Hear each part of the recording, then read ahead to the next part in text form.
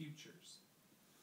This is the whole point of Genesis, the book of Genesis, to explain how humans have the power to determine their own futures. In a way. Because the power to determine our future was determined by God creating the universe. So, in a way, we really don't determine it. But the deal is that we have the power, we have the illusion of the power of choice. Because even Eve... You have the power over your own life? Is that what you're saying? Not even really that. Because if you look at Genesis as an example. Take Eve. She chose to eat the fruit. Well, she wouldn't have chosen to eat the fruit if she hadn't been created from Adam. And Adam would never have given Eve the choice if he hadn't been created by God, and God having given him the choice to choose the names of the animals. So really the whole idea that Eve had choice at all, that Adam had choice at all, the power of choice, which makes humans special, was all dependent upon God creating the universe, which led to DNA, which led to humans, which had us the power of choice, that led up. And maybe choice isn't something genetic. Maybe it's something else in us that we can't explain scientifically. It transcends even the miraculousness of DNA. Maybe it's something in our souls, something in our very being that makes us different. I don't know. Maybe God bestowed upon Adam special something that made him human. This power of choice. Because even if you look at not the cavemen, even before them, Homo habilis, Homo erectus, Homo australopithecus, other australopithecines, they weren't in the genus Homo. But they were very regulated by instinct, the drive to mate, the drive to find food and water. They have some semblance of other ape social structure, but that's very superficial. In general, it was, it's like what our argument earlier, if one of these apes wanted to have sex, they're going to have sex. But humans, we may want to have sex, but then we can say, but I won't. I want to, but I will not. Yeah, easier said than done. But for most humans. But you can. With right amount of discipline, you can. But that illustrates an amazing difference between human beings and other animals. We can say, I am so hungry. I do this more often than I should. I am so hungry, but I'm not going to eat right now. There's food right here, but I won't eat that just yet. No, I've done that a lot. That's why I've lost 40 pounds. It's the power to choose to, sure, or to choose not to. The power of doing something in power of restraint. That's what separates us from everything else. Other animals don't have that ability. A jaguar may choose to have sex, and it will if there's a female. It very well may. But and if it's their instincts are telling them that this is the time to mate. Well, that too, humans can mate at any time. Animals do it when they're in heat. Largely, there are. Some, but for animals closer to the human conception, of mating, like jaguars who will mate at any time of the year. The really only thing that's preventing them from mating is finding a mate. Period. So, it's sort of like that power to restrain yourself against every instinct you have, because your first instinct is to find food, and the next instinct is to mate.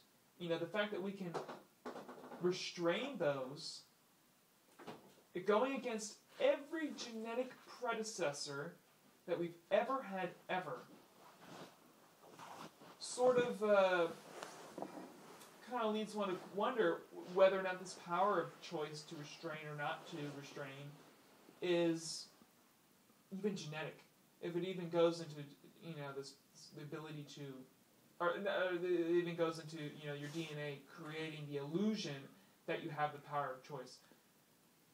That your DNA doesn't decide everything that you do. Because, I mean, a lot of these animals, their decisions are Well, you were talking about pictographs earlier, and I'm telling you right now that with human beings, everything is visual. So when a man sees a woman and he likes the way she's shaped or something, he is indubitably, I don't know if that's the right word, but he is attracted to that shape. Yeah, he is. And he doesn't care what she looks like. He's attracted to the shape. You know, that shape of the form of that woman, whether it's the legs, the rear end, whatever. Okay. You know what I'm talking about. It's an instinctual thing. Yes. That guys are attracted to that if they're not homosexual. And women are attracted to men with certain features. I get it. You know what I'm talking see about? Exactly where you're going. You know what I'm talking about? It's instinctual. You know, it's still embedded in human beings. Yes. We may have the decision of choice, but we also have that certain instinctual thing that roots back thousands and millions of years toward the birth of man. Closer, but well, I don't know about billions. Yes, billions. Dad. Billions. Well, from the time of crawling out of the sea. Older than that, the time when things were still living in the sea. I mean, the time when the first multicellular creatures came about. You're right. Humans do have instincts because we are animals. We fall under the animal kingdom of life because life all descends from one original cell. Yeah. We're in the animal kingdom. We're mammalian. We are we're primates. Then we are, old world monkeys. Then we're apes. Then we're the great apes. The Homo sapiens. Then Homo sapiens sapiens is actually our real species name. You're right. We do have instincts because we're descended from all these animals. But the fact that, look at a gazelle or a deer. Their decision to mate is governed by the seasons. Mm-hmm. When the spring comes around, and then later in fall, their bodies undergo a chemical change because of the change in temperature that releases hormones that tell them you have to mate. And they'll fight and they will die sometimes. Yeah, because they're driven by their instincts, and they're not driven by having the power of decision. Exactly, but let me explain it. Let me go through my explanation. Go ahead. So these creatures... I'm going to go to the bathroom while you explain it. These creatures, once they've decided they're going to mate, cannot decide to not mate. They'll say, I'll fight for my mate, but they're not going to say, I'm not going to mate today because I don't feel like it or something like that. They will. That's their drive.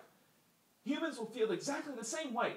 You see someone to whom you're attracted, you say, I want to mate with that person, but you'll say, but, that's not, you may decide not to. You may decide not to arbitrarily. That's really cool that we can do that. To arbitrarily decide something.